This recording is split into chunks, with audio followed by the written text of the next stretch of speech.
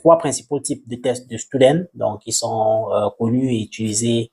Donc, le premier test, c'est le test de Student à un échantillon qu'on compare les moyennes d'un seul groupe à une valeur théorique. Donc, pour un seul échantillon, donc on peut par exemple, si on est dans une population d'étudiants et que a priori, on a un a priori sur voilà, la proportion de fumeurs dans la population, donc on a par exemple 0,05% de fumeurs dans une population, on peut prélever un échantillon et tester si cette hypothèse théorique-là est vérifiée en utilisant le test de Student à un échantillon. Donc, le deuxième type de test de Student, c'est le test à deux échantillons indépendants. On compare les moyennes entre deux groupes différents et de façon indépendante. Donc, à titre d'exemple, on peut prendre par exemple le cas de moyenne entre deux groupes.